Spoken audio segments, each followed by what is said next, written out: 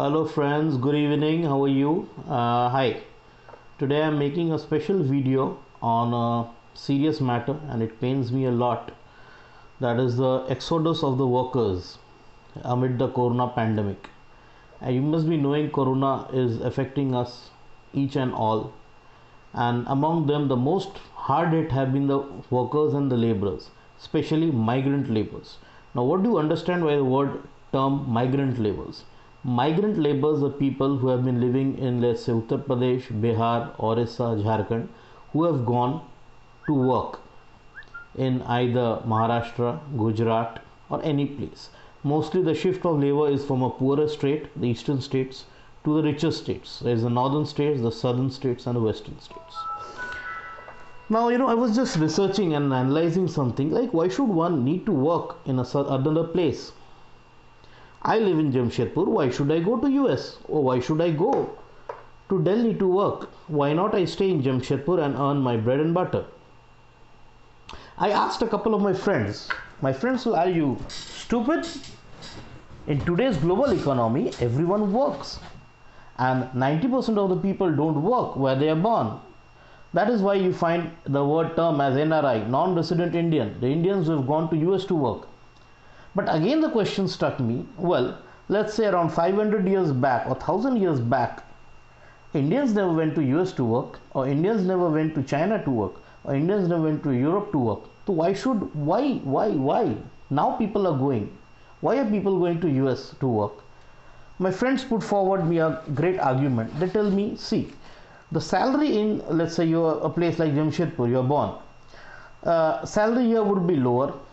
You won't get a job as per your skills, your educational skills, and that is why one has to migrate. Then I came upon something and it really hit me hard. Now if you really look at our Indian economy, since years and years and ages ago, the Indian civilization or the Vedic civilization, I won't use the word Hindu because the moment I use the word Hindu, some pseudo secular people again start saying he is a Sanghi, he is a BJP supporter, he is a Modi supporter. So the correct word which I mean is Vedic civilization. If you really see in Vedic civilization, for 10,000 of years India was the richest country in the world. At around since the measurable time, our civilization is more than 10,000 years old, but our measurable history is from 2000 years, like after Mohenjo-daro and Harappa.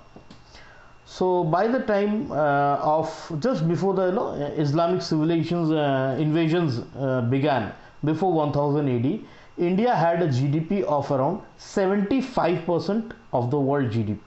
Imagine, 75% of the world GDP is in India. India had a very small mines in Kolar in Karnataka which used to mine gold. But India had the largest deposit of gold in the world. Now how come all the gold came into India when India was neither a gold producing state, and at all if it produced, it had a very minute quantity and very small quantity of gold production. Now all this gold basically came via trading. Now the best part, which is Indians never went out to trade. People used to come to trade in India. So you had Arabians coming all the way from Arabia to come to India and trade in spices. You had Sri Lankan people coming and buying gems for us, precious stones. You had the Chinese who used to come to India and buy silk from us. Then you had the Macedonians. Alexander was from that place, Macedonia. They used to come and buy metals from us. Now don't you think it is a bit peculiar? In today's world, people are going out. If I have to sell a product, I have to go to Tata Steel. Tata Steel doesn't come to me. Or if I have to sell a product, I have to go to Bombay. I have to go to Madras and sell. Now the people of Madras never comes to me. So what was it that attracted people to India? And India always traded on his terms and conditions. Sorry, on her terms and conditions. So now you see, Indian economy or the Vedic economy was never ever based on consumerism like you have the Islamic economy or the Christian economy. Islamic economy basically consisted of trading to some part, but trading. They were never manufacturers of the product. So you had these caravan traders who used to buy from somewhere and then they used to sell somewhere. That is why they traded a lot, they traveled a lot. And another way of raising revenue and finances for the Islamic economy was jizya tax. It was a tax which was charged on the non-believers of Islam, or the kafirs. That is why the Muslim invaders never 100% converted a civilization of any country, be it in Egypt, be it in Iran of the Zoroastrians or the Parsis as we know them, or the Hindus of India, because jizya provided around 60% of the economics of an Islamic economy. Now coming to the Christian economy, the Christian economy was based on consumerism. That is, all the resources in the world are for you and you should enjoy those resources. So the economy was based on the individual tastes of a consumer. To give you a very small example, I am a manufacturer. I see there is a demand of cars, so I start manufacturing cars based on the tastes and likes of the consumers. But our Indian economy was totally different. Indians were divided into caste. Now caste was never hereditary, as you know, mostly the leftists and the pseudo seculars tell us, there's a lot of casteism in India. Caste was basically defined on basis of occupation. So a carpenter, if he's good, he is also from a carpenter caste, because his son will automatically have the genes and the DNA of his carpenter father, and thereby he would be more proficient in a carpenter profession rather than a blacksmith profession. So skills were basically divided on basis of castes, and every person was basically a skill holder, and they used to make product based on their skill, and their product used to attract customers. Understand, the product is attracting the customers. Now the product is not being designed on the tastes of consumers. Therefore you see Taj Mahal was not manufactured or made by taking opinion of 100 people or looking what the market demand was there or not for a Taj Mahal. Taj Mahal was a work of art which was made by the skilled artisans and craftsmen of India, and it stood out a masterpiece. So that is why you see India in its 10,000 year history never ever invaded any other country, because it never had to.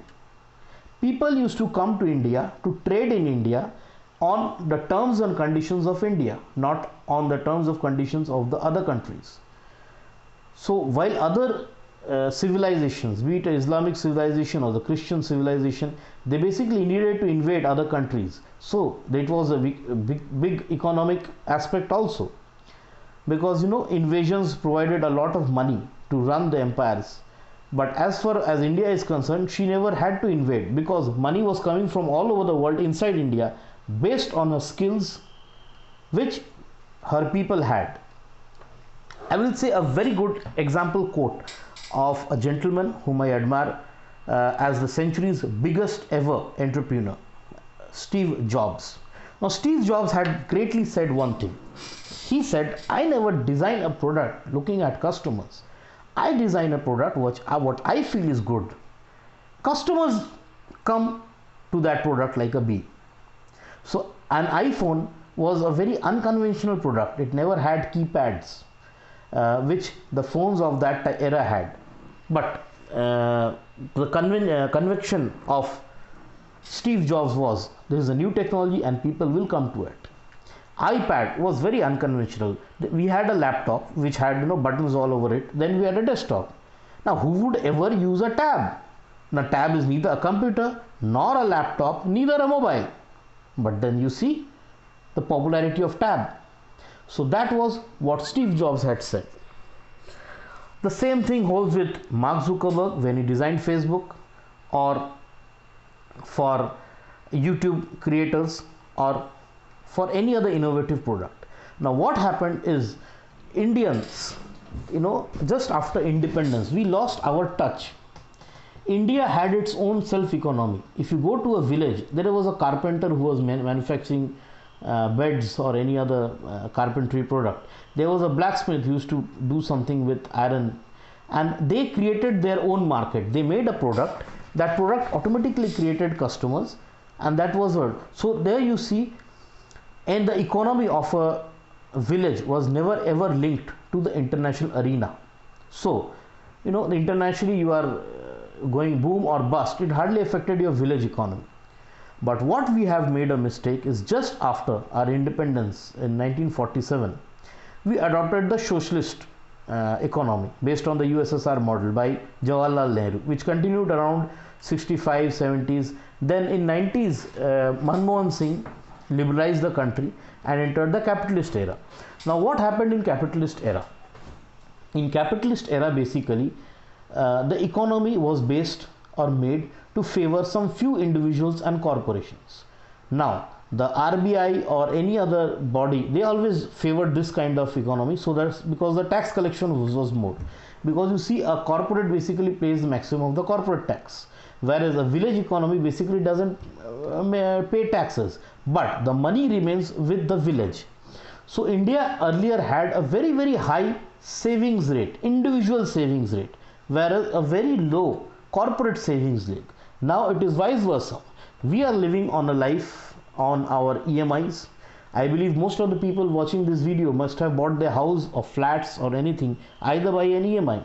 Now when they are working somewhere, they are always under a threat. If I lose my job, how will I pay my EMI? Whereas earlier it was totally opposite. Earlier things were totally opposite. We never lived an EMI life. We had savings much more than our present earnings, so we were never under any boom or bust. So now what happened? There was a carpenter. He was an excellent carpenter, but as soon as liberalization came, multinationals entered. They started producing beds in huge quantities, and the price of bed, which was costing 5,000, the price of that dropped to 3,000. Now what happened? The carpenter left his job in the village and he had to go and work as a worker in some other city. He lost his skill, he lost his talent, and he was forced to work for some other job which was never his. Now, if you look at the Indian economy, we have basically become slaves, quote my word, slaves of consumerism. 90% of the people in India, or let's say 90% of the companies in India, don't produce a product based on their specifications, or they basically simply copy their competitors, or they produce a product to satisfy their customers or look what the customer wants. And the same thing is followed by the employees of that organization. How many people of you watching this video would agree with me that 90% people working in organizations, any company, it may be Reliance, Adani, blah blah blah, I will not take names, let's say any company, maximum people now work to please their boss, not the company. Again, take my word, 90% of the people are working to please their bosses or their boss's ego. They are not working to really achieve the means and goals of the company. That is what we have become, products of consumerism, where there is no scope of innovation. Now what is the way forward, or how to rectify the whole thing? Well, I see a good signs of hope from Narendra Modi government. After Modi came to power in 2014, he made 2-3 structural changes. That is the banking system. If you see in the Mr. Manmohan Singh's time, the banking system was basically made to favor big capitalist and industrialist. That is why you see so many NPAs. Bhushan Steel NPA, Anil Ambani NPA,